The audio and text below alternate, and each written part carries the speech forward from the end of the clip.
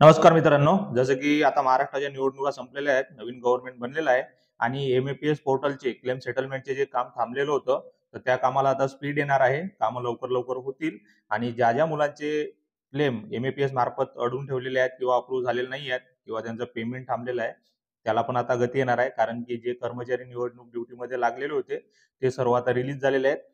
तर आज आपण आता आपल्या एम-ए-पी-एसमध्ये लॉग इन करून बघू. आपला पण क्लेम तिथं रिजेक्टमध्ये झालेला होता. तर बघू त्याची कंडिशन काय आहे आणि बऱ्याच मुलांना हा प्रश्न प्रश्न होता की लॉग इन कसं करायचं? क्लेम आमचा दिसत नाही किंवा क्लेम कसं चेक करायचं?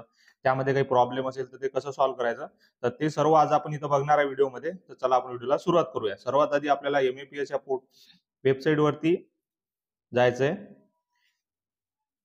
आता तुम्ही बघू शकता महाराष्ट्र अप्रेंटिसशिप प्रमोशन स्कीम यावरती क्लिक करायचं आहे. क्लिक केल्यानंतर आपल्याला इथं लॉग इन करून घ्यायचं आहे. या प्रकारे वेबसाईटचा इंटरफेस दिसेल आपल्याला.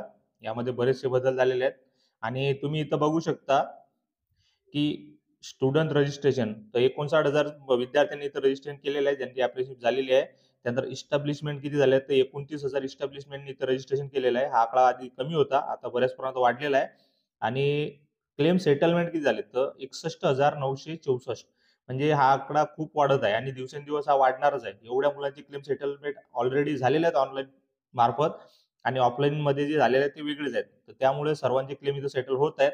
तुमचा पण क्लेम तुम्हाला सेटल व्हायचा असेल तर लवकरात लवकर तुम्ही इथं क्लेम करा, त्याला अप्रूव्ह करून ठेवा. त्यानंतर तो पण सेटल होईल लवकरच येणार. सेटलमेंट म्हणजे यांचे पैसे वगैरे आलेले आहेत त्याचे.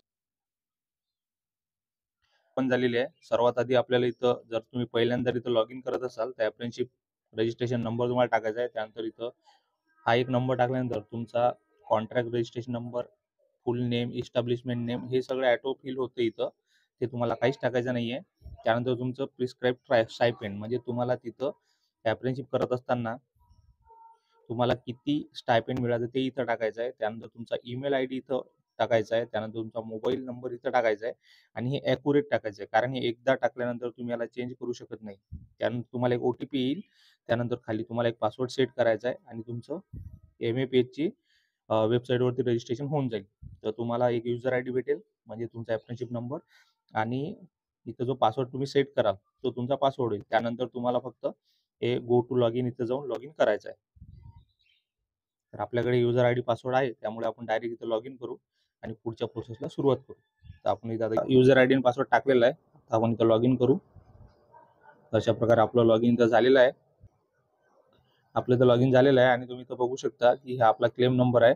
तर आधी आपण एकदा क्लेम इथं सबमिट केला होता, पण आरओने आपलं आरओ सजेस्ट रेक्टिफिकेशन. तर बऱ्याच मुलांचा प्रश्न असा होता की आरओने इथे रिजेक्ट केल्यानंतर, रिजेक्टेड बाय आरओ झाल्यानंतर खाली त्यांचं काहीच दिसत नाही किंवा त्यांना इथं काहीतरी कारण द्यायला पाहिजे. त्यामुळे कशामुळे तुमचा क्लेम इथं रिजेक्ट करत आहे किंवा रेक्टिफाय करत आहे हे दाखवत नाही. त्यामुळे बऱ्याच मुलांना असा प्रॉब्लेम होता की आम्ही आता याच्यानंतर काय करायचं.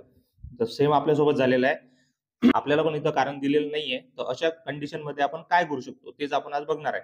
तुम्ही इथं बघू शकता, इथं पण काही कारण वगैरे काही दिलेलं नाहीये. तर आपल्याला काय करायचंय, यावरती क्लिक करायचंय. यावरती क्लिक केल्यानंतर क्लेम मॉड्यूल येईल, त्यावरती क्लिक करायचंय. त्यावरती क्लिक केलं आपण. आता तुम्ही बघू शकता इथं क्लेम मॉडेल आहे. क्लेम मॉडेलवर तुम्हाला क्लिक करायचं आहे. त्यानंतर तुमची पूर्ण डिटेल्स परत तुम्हाला दिसेल. त्यावरती क्लिक करू आपण की मॉडेलवर क्लिक केल्यानंतर तुम्हाला या प्रकारचं इथे इंटरफेस दिसेल आणि बाकी सर्व डिटेल्स इथं भरलेली आहे. तुमचं डोमिसाईल वगैरे कॉन्ट्रॅक्ट फॉर्म भरायची गरज नाही. तर तिथं ते पूर्ण क्लिअर आहे. म्हणजे ती चूक नाहीये. तर तुम्हाला इथं दिलेलं आहे बँक स्टेटमेंट. तर बँक स्टेटमेंट फक्त आपलं चुकलेलं आहे किंवा त्यांच्यानुसार आपण दिलेलं नाहीये. तर त्यामुळे आपला क्लेम तिथे रिजेक्ट करण्यात आलेला आहे. तर तुमच्यासोबत पण हा जर प्रॉब्लेम असेल तर सर्वात आधी हा ऑप्शन नंबर 1 बघा की बँक स्टेटमेंट जर चूज फाईल असेल तर तुम्हाला बँक स्टेटमेंटच तिथं सबमिट करायचं आहे. जर डोमिसाईलच्या खाली जर असं दिसत असेल तर डोमिसाईल करायचं आहे आणि एनएसी सर्टिफिकेट किंवा कॉन्ट्रॅक्ट फॉर्म जर तिथं दिसत असेल तर तो सबमिट करायचा आहे. तर ही चूक आहे. तर ज्या मुलांचं रजिस्टर झालेलं किंवा रिजेक्ट झाले तर त्यांनी इथं काय प्रॉब्लेम आहे हा इथे चेक करायचा आहे आणि त्यानुसार त्यांचा प्रॉब्लेम त्यांनी सॉल्व्ह करून घ्यायचा आहे. तर मॅक्सिमम केसेसमध्ये फक्त बँक स्टेटमेंटमुळेच तिथं प्रॉब्लेम आलेला आहे आणि बँक स्टेटमेंटच तुम्हाला अपलोड करायचं आहे. तर आपल्याला पण त्यांनी फक्त बँक स्टेटमेंट अपलोड करायला सांगितलेलं आहे. बाकी जी आपली डिटेल्स आहे ती ऑटो फिल झालेली आहे.